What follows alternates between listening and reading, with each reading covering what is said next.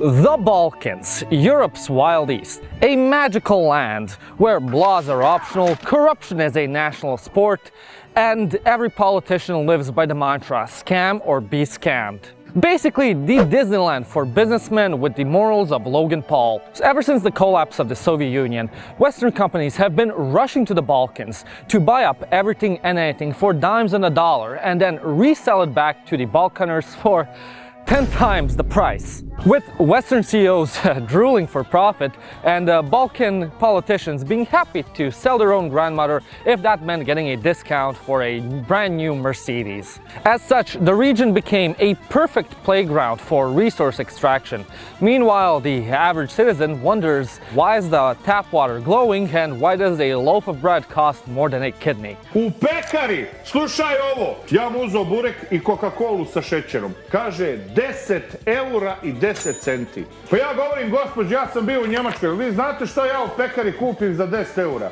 Ja kupim 2 bureka, pičke, one ružice, stari ona ružica, ko da je krava letla i israla lješnjaka u njoj. And yes, your conspiracy theorist uncle who believes the EU wants to poison your water and steal your children is accidentally this time correct. Fuck me. And here's how Western Europe has been milking the Balkans dry for decades.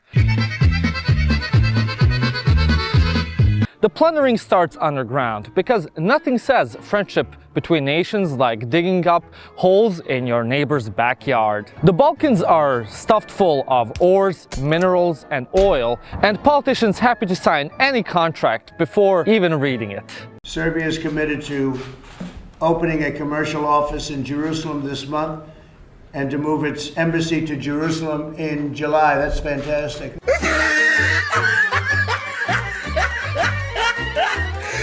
Look at the top of his head.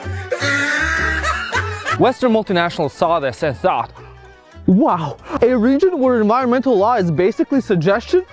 Let's go! This isn't your neighbor digging in your backyard for gold just so he can pawn it off at the casino later. No. These are industrial mega projects that require international backing, billions of dollars, and exactly negative concern for the locals. Take the other project in Serbia. The government signed a memorandum with Rio Tinto, a mining giant known for being about as subtle as a bulldozer wearing tap shoes. The plan was to turn the Yadar Valley into one of Europe's biggest lithium mines. On paper, 58,000 tons of lithium a year, meeting 30% of the EU's demand. Green cars for everyone, renewable energy, yippee! Meanwhile, in reality, forests gone, villages depopulated, toxic chemicals in the rivers going as far as the Danube. But that's okay. At least we'll be able to see the environmental destruction driving by in a fully electric car. So, you know, 6 And the kids are laughing, they fucking saw me do the 6 I'm fucking losing it. Recently, Rio Tinto paused the project, officially due to cost cutting. Unofficially because, well, Vučić realized elections are soon, and people, well, don't really like drinking radioactive soup. But don't be fooled. It's just like that neighbor who burns his trash for heat, and when you ask him to stop, he says, no problem. No problem. But immediately when you turn your back, he just lights it back up. And that's exactly what the Serbian government has been doing. Although officially the project was paused, they have still been granting Rio Tinto exploration rights and selling them property under the table. Balkan resource extraction is not only an opportunity to enrich yourself, but also an opportunity for strong arm, negotiations. Negotiations with Balkan countries that are both lucrative and definitely mutually both beneficial to the Balkans and EU. Romania and Bulgaria learned this lesson during their Schengen purgatory years, aka Europe's version of being on hold with customer support. Da. Molim Miki. Od tebe majmun gori nema. But you know what never needs to be on hold? You learning another language. And that's why you should use LingoPie. LingoPie is an innovative language learning platform that allows users to learn a language by watching movies and TV shows in their desired language. What makes LingoPie so unique is that it has interactive tools and built-in widgets that help turn episodes into language learning lessons, making it easy to learn new vocabulary right away. LingoPie has you covered with 14 available languages and over 3,000 available shows and movies, including those wacky Japanese cartoons your parents disapprove of. For example, in this free run miniseries, I can see how long each individual word is, as well as the word order, which is very helpful as Japanese doesn't have spacing between words, and word order is usually the opposite of English. After saving words to my vocabulary, I found out LingoPie has an Explain AI feature, which thoroughly explains how my chosen word is used in general and in the context of the show I'm watching. I could then take these words and play Sentence Wizard, where I could practice word order and listening. And these were just a few of the many features LingoPie has to offer to give you a well-rounded learning experience. With the interactive subtitles, I can get a word translated instantly and added to my personalized vocabulary instead of writing it down on a piece of paper. I can also turn on double subtitles where I get them in both my desired language and English. If I'm looking to then practice the new words I learned, I have widget games like personalized flashcards and different types of quizzes, which is way more efficient than just going over them one by one in my notebook. I can even practice pronunciation as I have widgets that give me instant feedback on my pronunciation and will guide me to get better with repetition mode. So don't waste any more time. Go and click the link in the description and get LingoPie today while my exclusive discount still lasts. I genuinely can't recommend it enough.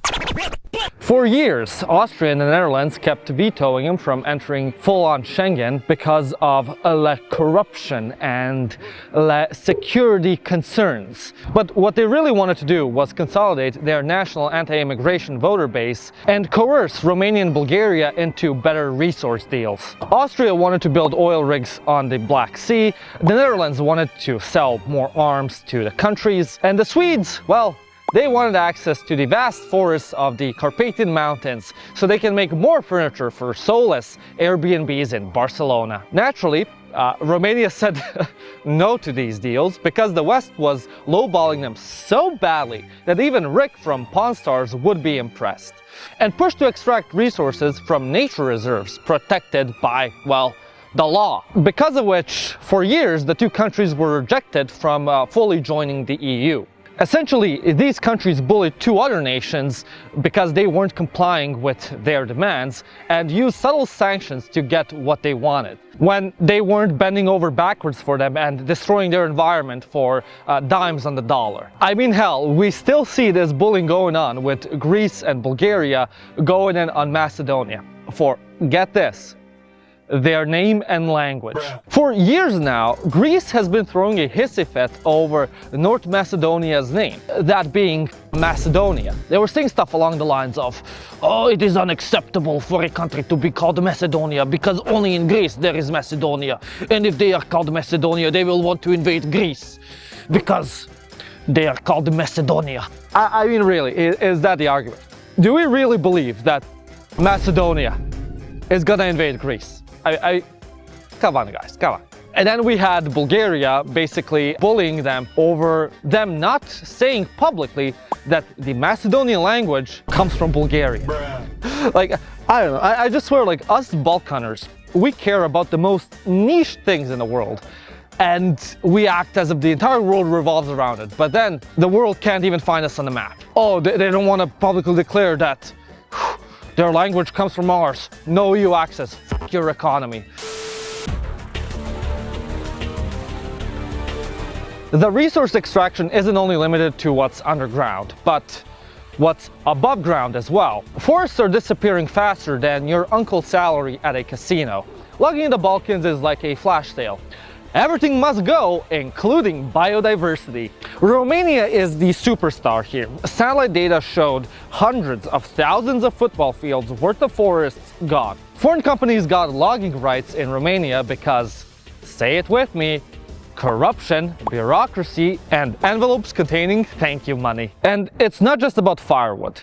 This is industrial scale extraction. This illegal timber, which Interpol has noted, ranks just below the drug trade in terms of organized crime revenue, often finding its way into the European market. And yes, a portion of this illegal wood probably lives inside your own home. IKEA, the Swedish meatball empire that's masking itself as a furniture store, was caught sourcing Romanian old-growth forests. Your desk?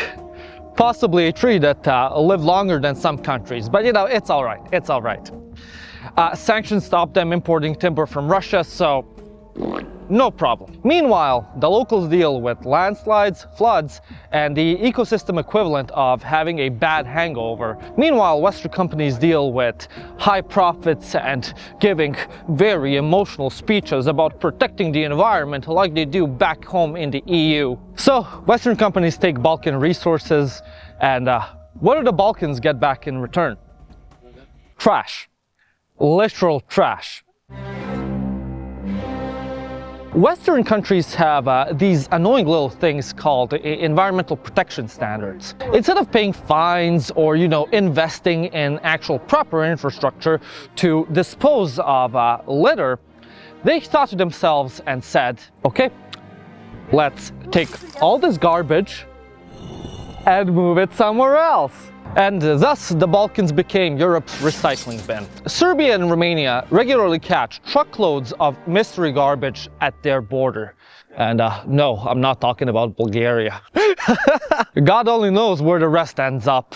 I mean, it's essentially the same thing they do with the Philippines with their 100% recyclable plastic Fanta bottles with non-removable caps ending up in the Pacific Ocean. But at least with the Balkans, it's closer, and they save on emissions by using trucks instead of large cargo ships. So, you know, I guess in the end, it's more environmentally friendly. Even Western-owned facilities in the Balkans dump waste willy-nilly as if there's some speedrun competition. In Zenica, Bosnia, ArcelorMittal has been accused of leaking heavy metals everywhere.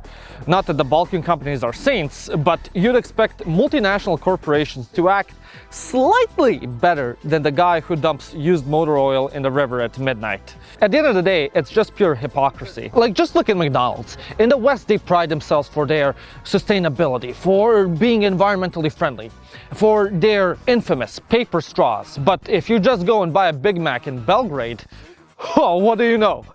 A plastic straw. It's almost as if all of this environmental talk coming from the Europeans is pure grift and performatism. And then they have the cheek to go and lecture the rest of the world on how their countries are so green and environmentally friendly and, you know, how you should follow their example. But in reality, they're just cleaning up their countries like you clean your own room by putting everything in the closet.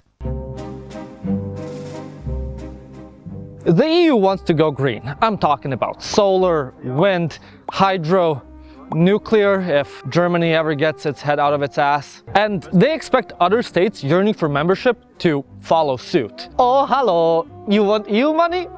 No problem, dear friend. But first, you have to shut down all coal factories in your country that power half your country. Oh, come on. Chop chop and you get 5 billion. I was gonna have Freudian slip.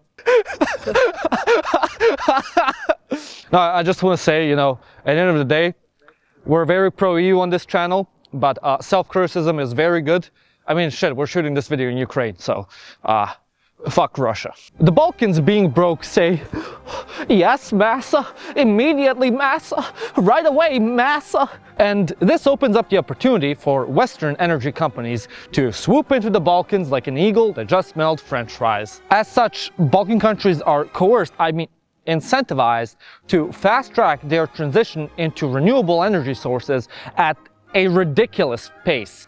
The fastest renewable to build? Hydropower. What do you need? Rivers. What do the Balkans have? Rivers. And what do companies do? Build dams on every single one, including the protected areas, nature reserves, and probably your grandma's backyard if she isn't careful. All this for just an additional 10 megawatts of energy, and for Germany to still be burning coal like there's no tomorrow.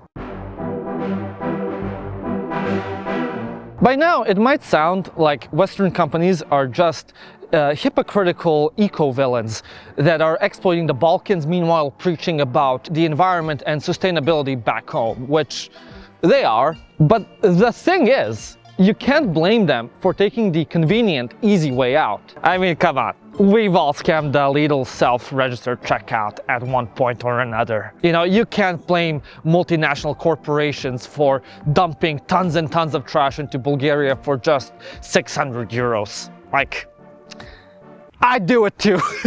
Ultimately, who allows this to happen? Well, Balkan politicians. There would be no supply if there was no demand. The officials signing these contracts are definitely not innocent little angels. Many are deeply involved, receiving enough money to buy their 6th mansion and 7th BMW. They call it its economic development, meanwhile everyone else just calls it selling your country as if it were on eBay. Take the Rosia Montana scandal in Romania. A British-Canadian company wanted to make the biggest open-pit gold mine in Europe using cyanide. People protested for years, holding the biggest demonstration since the 1989 revolution. The lawsuit dragged on for nearly a decade. The Romanian Prime Minister even claimed the country would lose the case. Turns out, Romania actually won and was to be compensated for the destruction. But why did the Prime Minister lie? Because he owned shares in the company. So in the end, blame Western companies and corporations all you want, as long as you also point the finger towards those in charge who signed these contracts and gave them these rights. Because if we want change, the first step towards it is to take personal accountability. And also, if we're gonna do green energy, you know, it would be nice if we didn't destroy the environment, which we're trying to protect by going green. That's it.